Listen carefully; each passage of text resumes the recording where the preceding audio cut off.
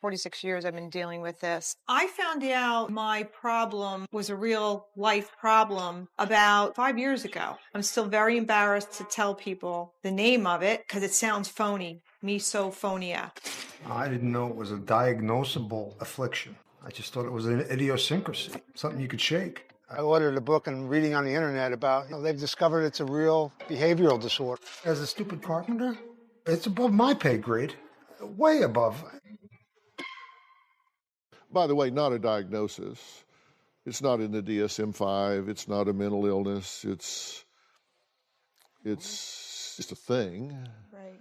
It is it's a real phenomenon. It does occur to a significant degree. It has a definition, and the definition is it's an abnormally strong negative reactions, annoyance and rage, to specific soft sounds, typically eating and breathing. Do you, your child, or somebody you know hate chewing? What about tapping or whistling? This might be the condition misophonia, a neurophysiological disorder where sounds cause a fight-flight reaction. Sufferers of misophonia experience fear, anger, and emotional distress when faced with trigger sounds. First, I want to suggest that you accept that this does exist. There is tons of literature saying it exists. There was a Delphi review, I think, in 2020 by Swedo that was funded by the Misophonia Fund. And what that stated was that misophonia is real. It's a real condition. And they did say that it had the characteristics of a disorder. And I do personally use the word disorder, but if you feel a social stigma toward the word disorder, it's totally cool not to use it. That's up to you. Consensus definition of misophonia. Misophonia is a disorder of decreased tolerance to specific sounds or stimuli associated with such sounds.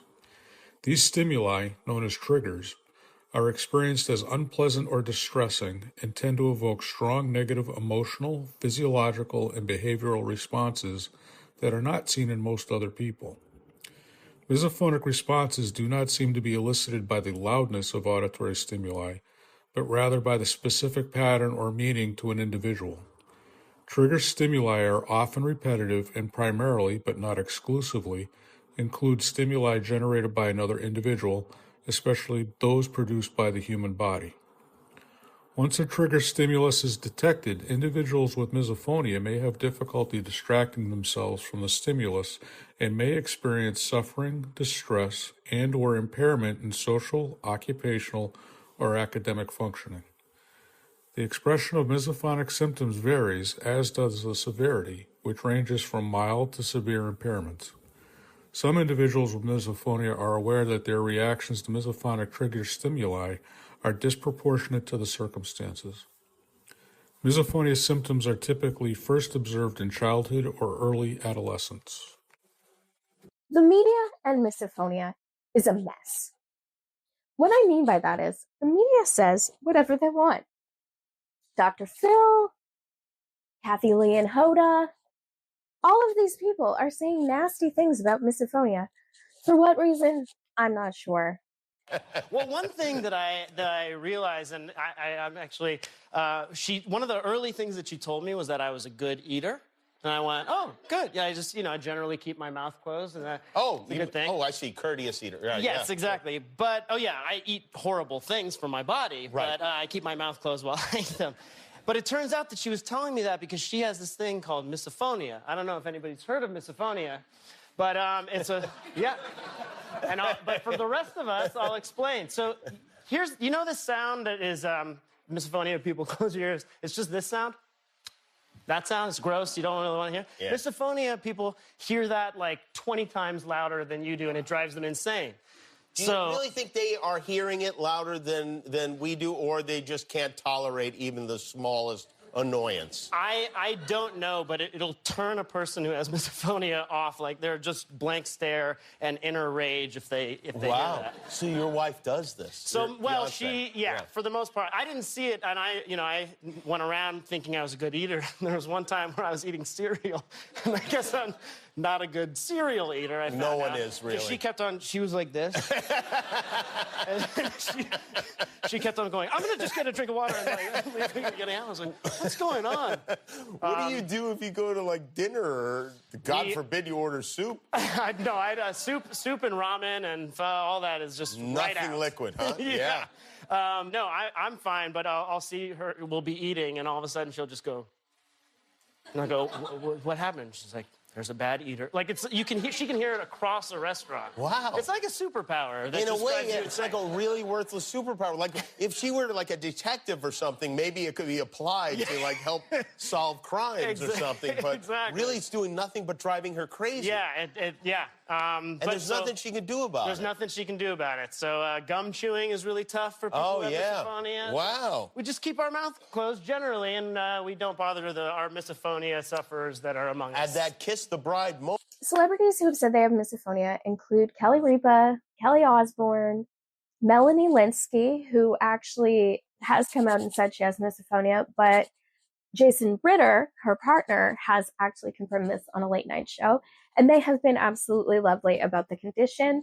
And I think they are great, wonderful people, and I'm sorry that they have to deal with this disorder because as a married person with misophonia, I know it sucks. But other uses of misophonia in the media have been getting more popular, such as shows like Criminal Minds, Dear White People, and I'm sure these examples are going to grow and grow.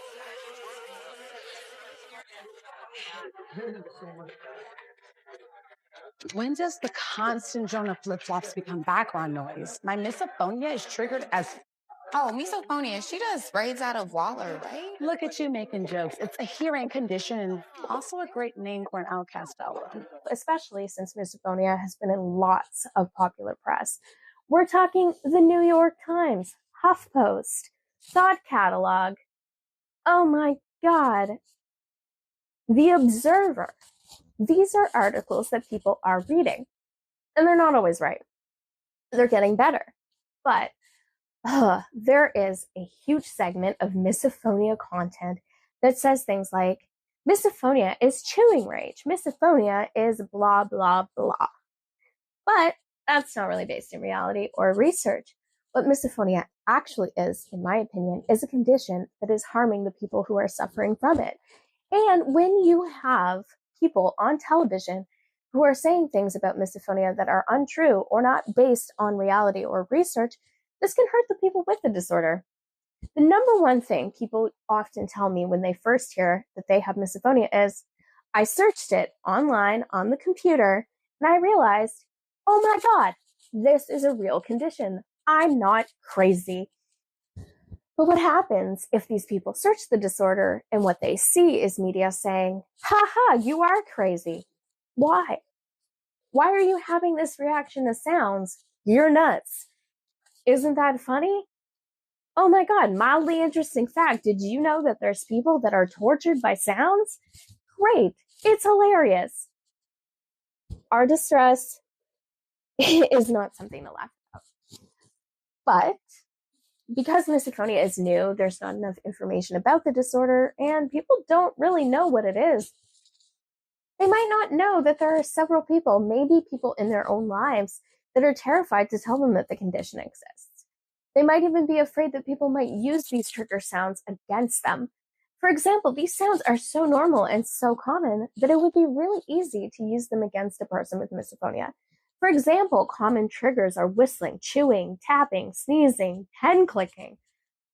You know where there's pens? Everywhere. You know where people eat? Everywhere. People now even chew gum at workplaces, and the amount of triggers that we are facing are more common today than they might have ever been. I know one thing. If I had chewed gum in class in elementary school, I would have been in big trouble. I'm not saying these changes are bad. They are helpful for people with other disorders like autism or ADHD, people who need to stimulate and have sensory input. Those people need these things, but people with misophonia need the opposite, which is exhausting. And I feel for you if you have a partner or a family member that has two opposites, one person with misophonia, one with, say, ADHD and a need for stimulation. they don't always go well together, especially if someone likes to bounce their legs or tap their feet or their fingers or trill their nails across a table. I'm not going to make these sounds because I know people with misophonia will watch this documentary, and I don't want to do that.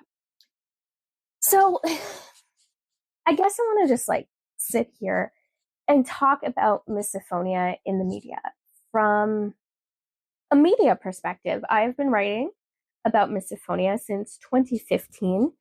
I first got published on HuffPost, I believe, in 2016.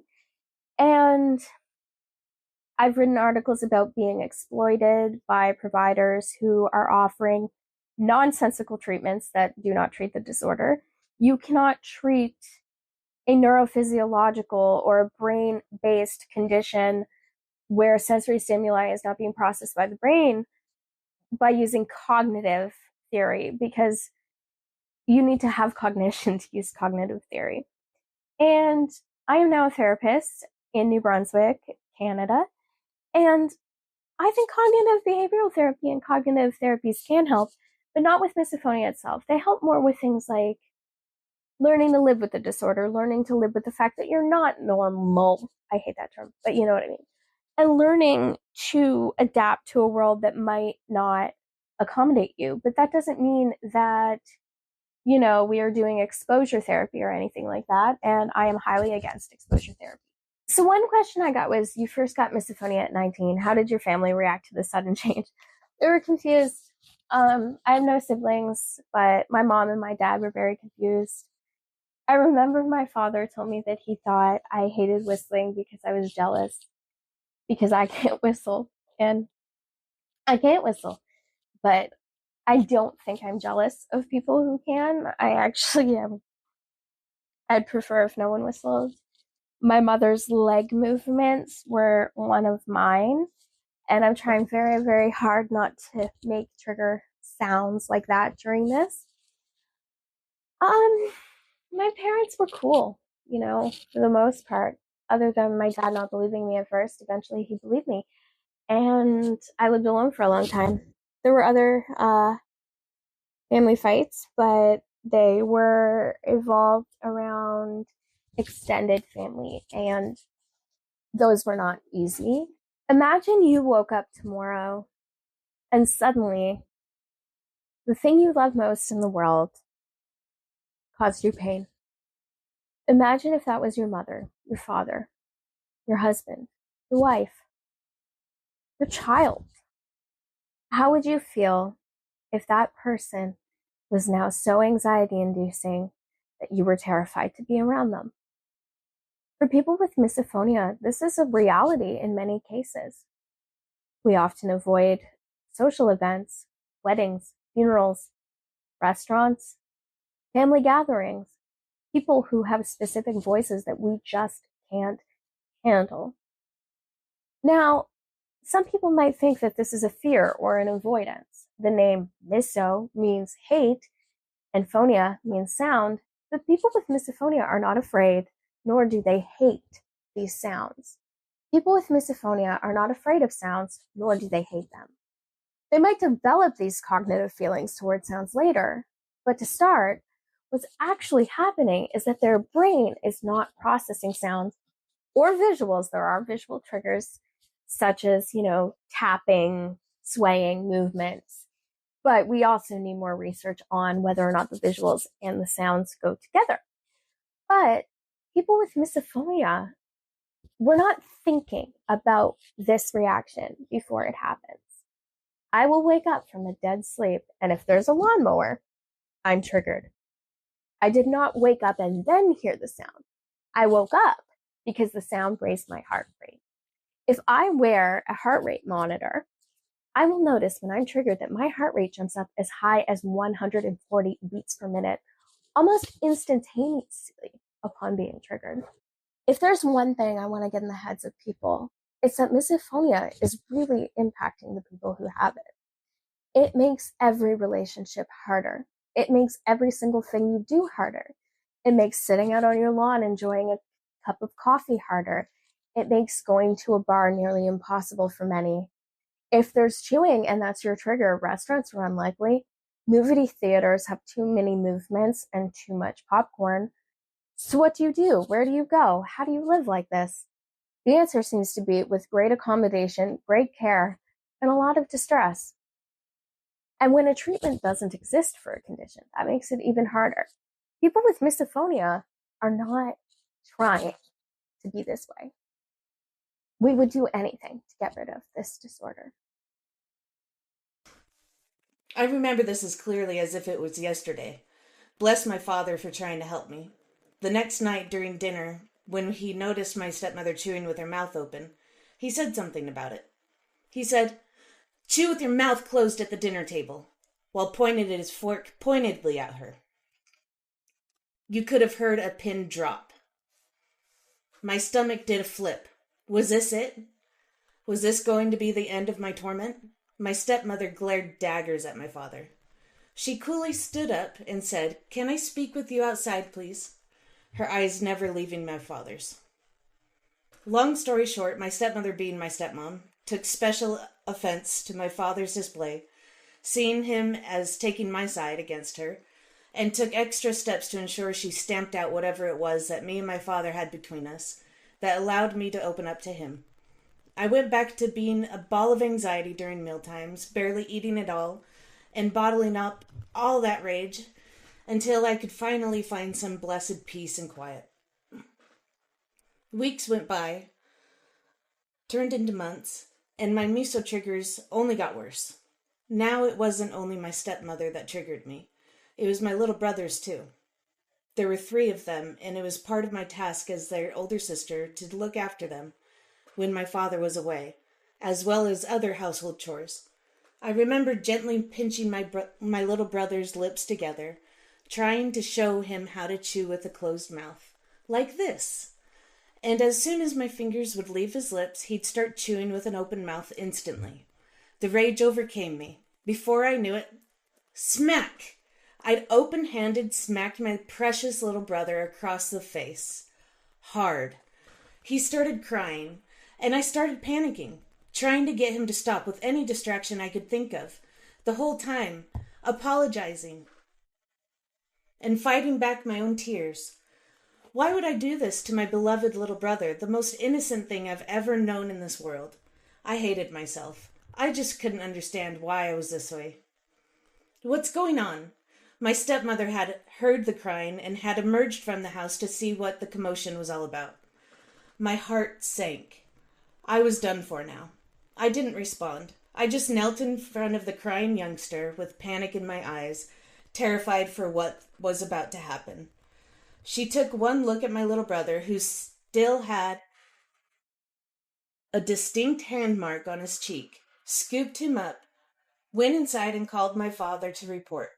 I didn't come home that night. Months turned into years, and I had rationalized my misophonia into hatred towards my stepmother, because she was the source of my biggest triggers, and I just could not stand being around her while she was eating, which it seemed she was constantly putting a celery stick or apple slices or something in her mouth. I started searching for excuses to not be in the home, since I wasn't allowed to visit friends' homes. Extracurricular activities, band, basketball. I even took up a part-time job working after school and weekends. Since these things often went on during dinner time, I'd often come home late and hungry. Knowing as much, my stepmother guarded the refrigerator when I got home, making sure I went straight to my room without even a snack. She put a lock on the freezer after she caught my father slipping me a frozen fruit snack one night. She didn't like that I wanted a life outside of babysitting and household chores and wanted to put a stop to it.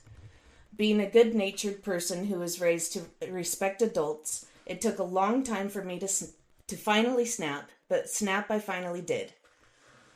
I remember it was my turn to put the dishes away, and I was working on putting the silver away from the dishwasher basket and into the silverware drawer. My stepmother was standing behind me, looking over my shoulder to make sure I was putting the silverware away properly. My dad was away from work, so she knew she could be extra if she wanted to. She was happily snacking away on something. I was holding a fork in my hand, turned to her, and was already crying when I screamed in her face, "Just leave me alone." And I ran into my bedroom and slammed the door. Of course, I'm sure the first thing she did was call my father and report. I went through all the normal movements of the next day. Get up, get breakfast, milk the goats, go to school, come home, do some chores, and I quickly hid myself away in my bed as quietly as I could as soon as I was finished. I just wanted to die. The anticipation of whatever repercussion for what I'd done was killing me. Finally, late into the night, my dad came home. He opened my bedroom door. Of course, I was awake. He knelt down so that we were eye to eye, and he said, "I think it's time that you went to live with your mother." I looked him in the eye and unflinchingly said, "I think you are right." I had the van packed and ready to go by daybreak. My dad called my mom to let her know her house would soon have a +1. She couldn't get away from her job at the drop of a hat that moment, but luckily my stepdad could that day, and he met us halfway.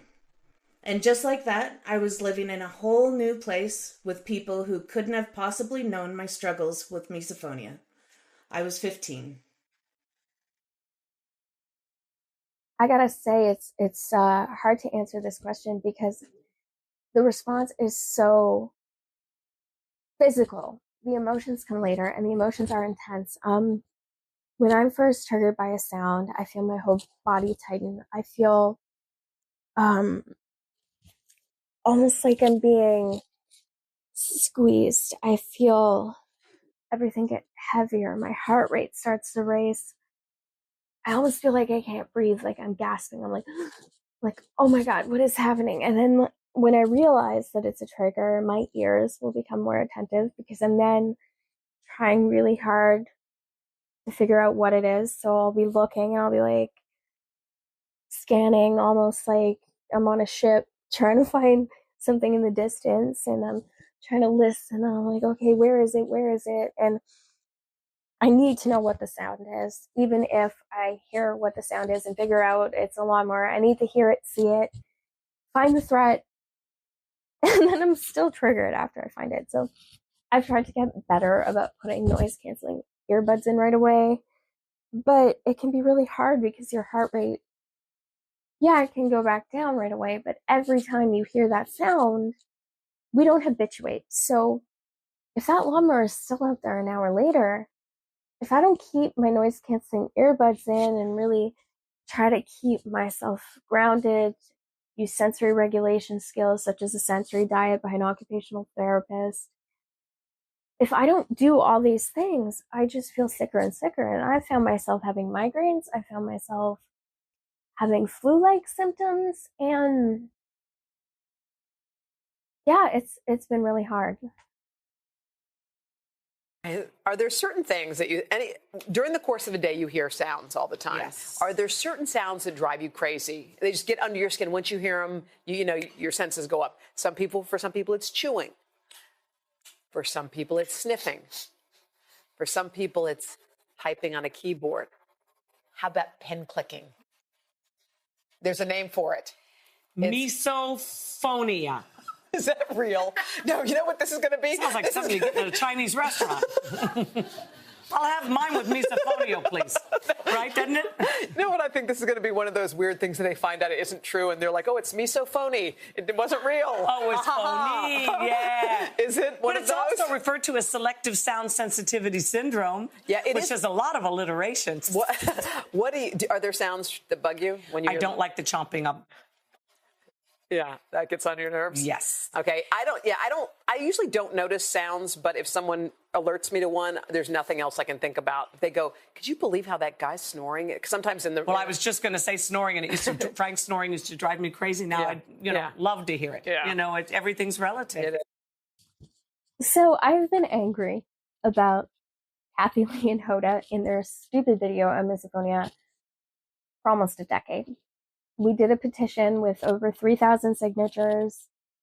I believe it was a lovely mother of a child with misophonia who made the petition at the time. I'm sorry, I can't remember her name. They never responded, which I am not surprised. But their comments were hurtful, and they're calling it like misophonia. Ha ha ha, this is so funny. And then I still see Happy Lee in my head mocking us, making movements and the triggers. And every time I remember it, I get upset. Like every time I remember that this is a thing that happened on, well, I'll say national television, but I don't really know how many people watch Happy Lee and which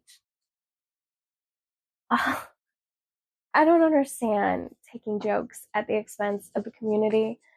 And I mean, I don't want to be overly sensitive either, because I understand that people make fun of disorders all the time, and that, comedy is a way that we go through life. But what really bothered me wasn't even necessarily that it was comedy.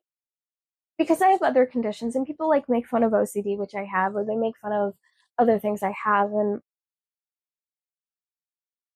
it's like there's no question that OCD exists, or there's no question that heart attacks exist and stuff like that.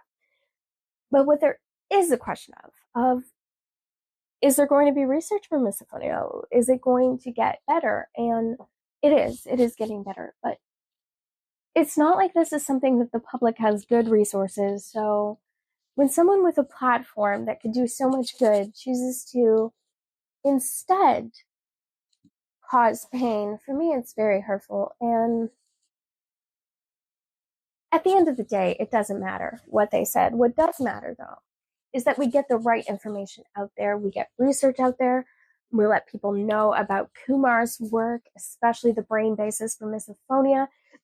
We let people know about Sweeto's Delphi studies saying that misophonia exists. We look at the research. We figure out more. So how do you know you have misophonia? There is a standardized measure from Duke, the Duke Misophonia Questionnaire. You can take that. It's a self-measure that can tell you if you have the criteria for the disorder. There are other measures that exist. I don't know the name off the top of my head. You can do these in conjunction with a mental health practitioner, an audiologist, a doctor, or on your own. I know the Duke website has the DMQ available for download. I also think misophonia is one of those things where you can know you have it by the fact that you've asked that question, because most people don't ask if they're sensitive to sounds. Like, if the standard sounds that cause misophonia cause you distress, then you have what's been described. It's not like it's some kind of blood test determining, does whistling cause you distress? Does whistling cause you distress? Does chewing cause you distress? Does pouring water into a glass cause you distress? And different people have different triggers, but like I said, it's one of those things where if you didn't have misophonia, why would you be asking the question? I deal with it by reaching out to organizations like WebMD and Medical News Today and sites like that. Dealing with stigma is also about your everyday life, explaining to your own doctor, I actually printed out my article for HuffPost. My doctor doesn't know I have misophonia, and I mailed it to him.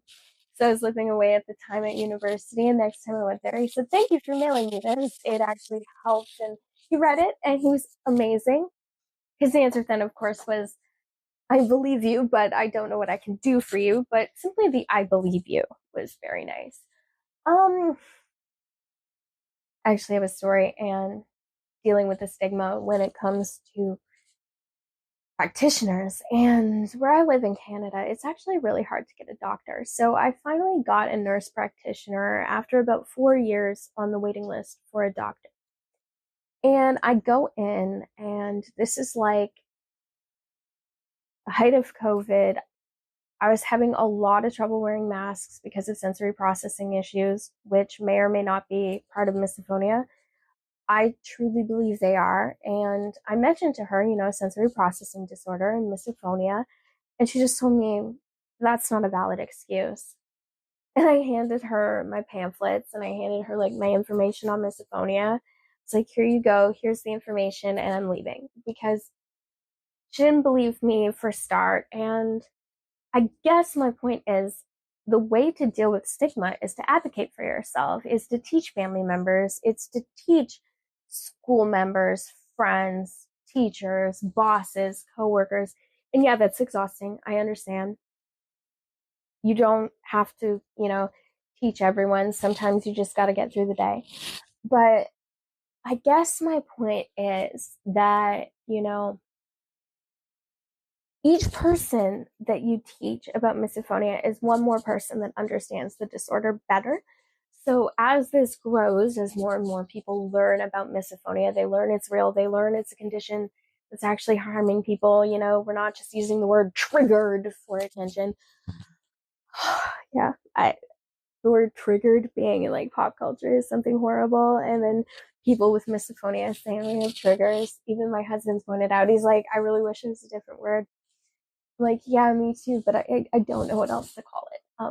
I think the number one thing I wish I could get people who don't have misophonia to understand is that this isn't a thought-based disorder. We're not like petulant little children, little brats who refuse to get over this thing. If we could get over it, we would. Like, we're not just people that want to control you. We're not people who, are little brats that think the world should change for us. And I mean, in some cases, we wish the world would change for us, but overall, we just wish that we did not have a fight, flight, freeze reaction to sounds and visuals.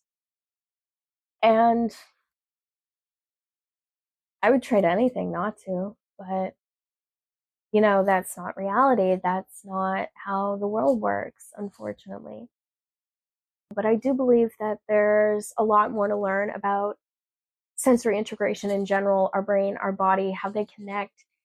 Of course, there will be some cognition in there, but it's not the whole puzzle. And there's like all these little pieces, and researchers, I think, really need to talk to each other. They need to learn, they need to grow. And of course, all that takes money.